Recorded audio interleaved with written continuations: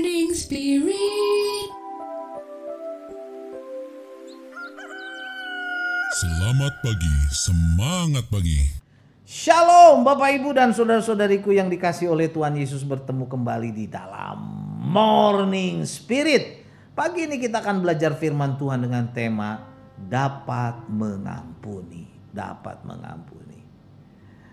Bapak Ibu saudara-saudariku, salah satu sebab yang membuat seseorang tidak dapat hidup bahagia, tidak dapat hidup sukacita dan dipenuhi oleh damai sejahtera adalah karena tidak dapat mengampuni orang lain yang mungkin telah menyakitinya.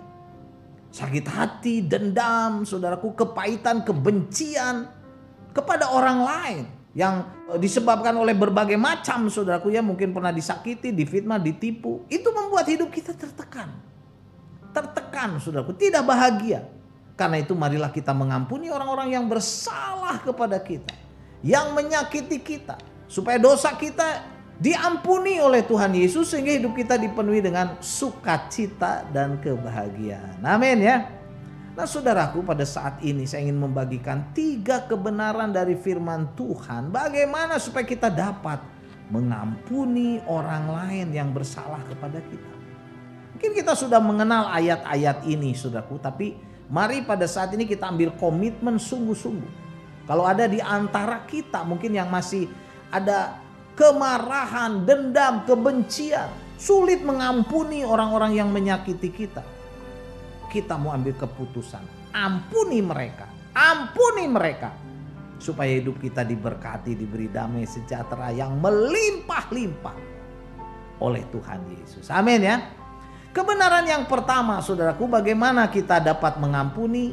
Sebagai kebenaran yang pertama, kita harus membuang kepahitan, kegeraman, kemarahan, pertikaian, fitnah, dan segala kejahatan harus dibuang.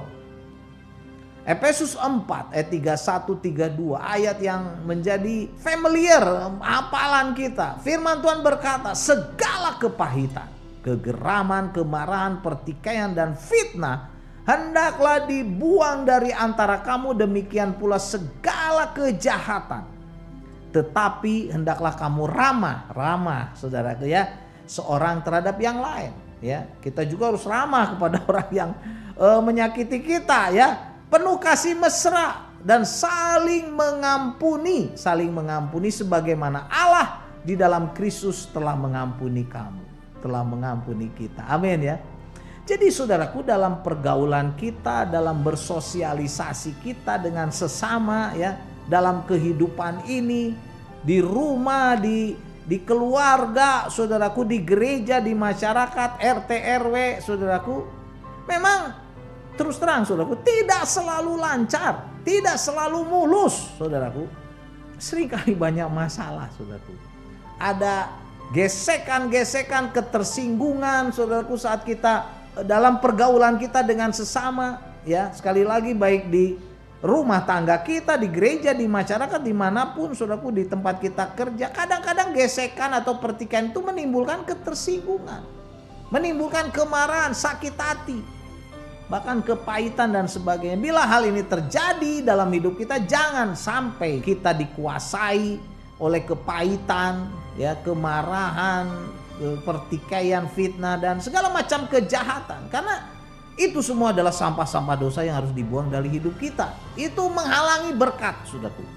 Untuk membuang sampah-sampah dosa itu, kita harus dipenuhi dengan kasih mesra, kata firman Tuhan, dari Tuhan Yesus.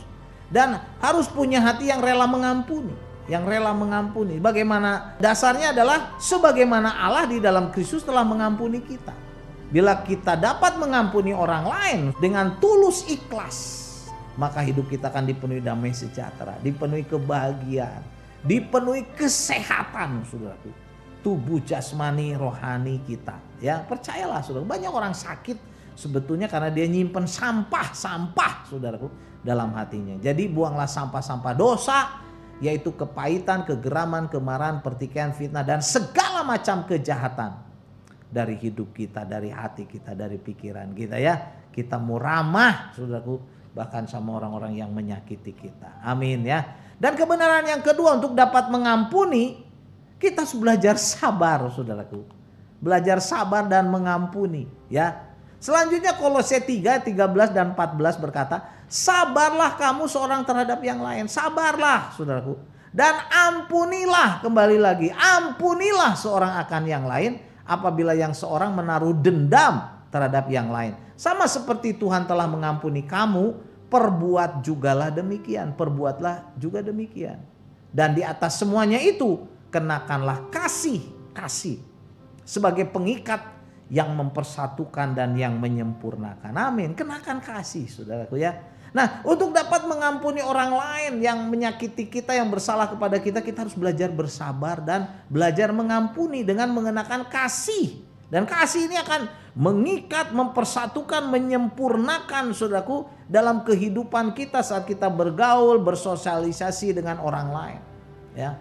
Di gereja, di rumah tangga kita, saudaraku, ya, di masyarakat, dimanapun, saat kita belajar untuk bersabar dan mengampuni dalam kasih Kristus pastinya, saudaraku, yang akan memberi kemampuan pada kita, maka kita diberi kekuatan untuk dapat melepaskan pengampunan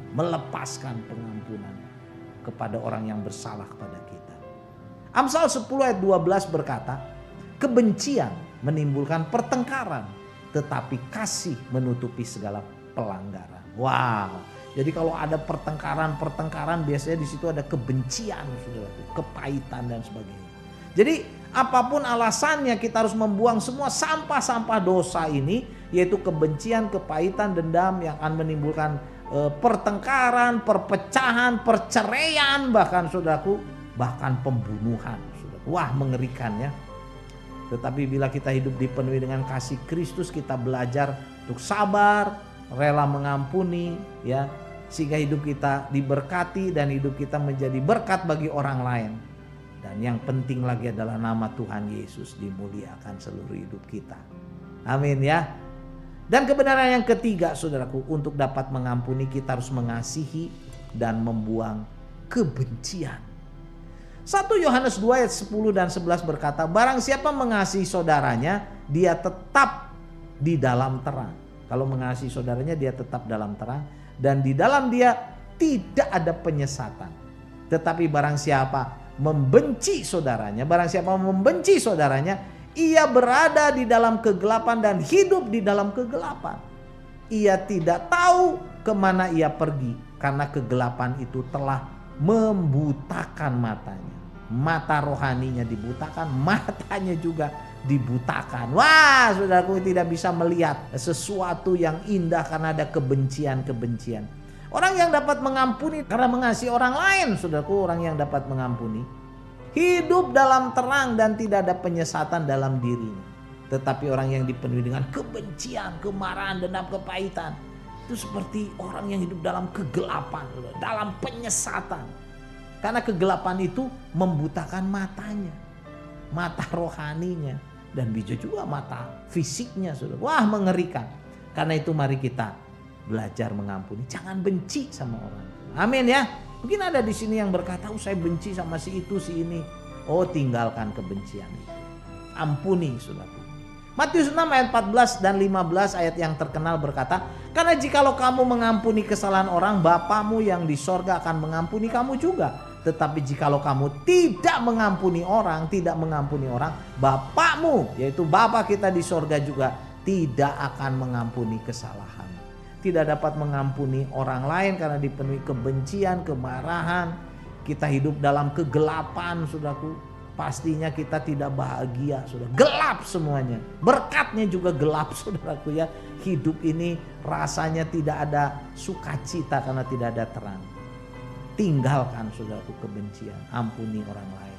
Dan saudaraku, saat kita dapat mengampuni orang, Bapa kita di sorga yang kita kenal dalam nama Tuhan Yesus juga akan mengampuni. Kalau kita nggak bisa mengampuni orang, dosa kita juga nggak akan diampuni. Dan kalau dosa itu terus kita bawa, bagaimana? Alkitab berkata, saudaraku, karena kita berdosa, tidak percaya sungguh-sungguh pada Tuhan, bagian kita tuh maut. Wow, mengerikan. Jadi mari kita hidup dalam kasih Tuhan Yesus, membuang segala dosa, kebencian, supaya hidup kita ada dalam terang kasih Yesus yang penuh dengan berkat, kebahagiaan, sukacita. Amin, ya. buang saudaraku sampah-sampah dosa dan lepaskan pengampunan. Jadi inilah 3 kebenaran bagaimana supaya kita dapat mengampuni orang lain yang bersalah kepada kita. Yang pertama, kita harus membuang kepahitan, kegeraman, kemarahan, pertikaian, fitnah dan segala kejahatan. Yang kedua, kita harus belajar bersabar dan mengampuni. Yang ketiga, kita harus mengasihi dan membuang kebencian untuk dapat mengampuni orang lain. Matius 6 ayat 14 dan 15 saya bacakan lagi. Karena jikalau kamu mengampuni kesalahan orang, Bapakmu yang di sorga akan mengampuni kamu juga. Tetapi jikalau kamu tidak mengampuni orang, Bapakmu juga tidak akan mengampuni kamu. Mari kita kesalahanmu, mari kita mengampuni orang lain. Amin ya, mari kita berdoa. Tuhan, berikan kepada kami hati yang rela mengampuni orang lain. Mungkin selama ini kami disakiti, difitnah, ditipu, dijelekan, dan segala macam yang membuat kami sakit hati. Tapi saat ini kami mau mengampuni, mau melepaskan pengampunan dan membuang sampah-sampah dosa, kebencian, kepahitan, kemarahan, pertikaian dan sebagainya. Biarlah hidup kami dipenuhi kasih Kristus yang rela mengampuni supaya hidup kami diberkati. Berkatilah saudara-saudariku yang melihat dan mendengar Morning Spirit ini.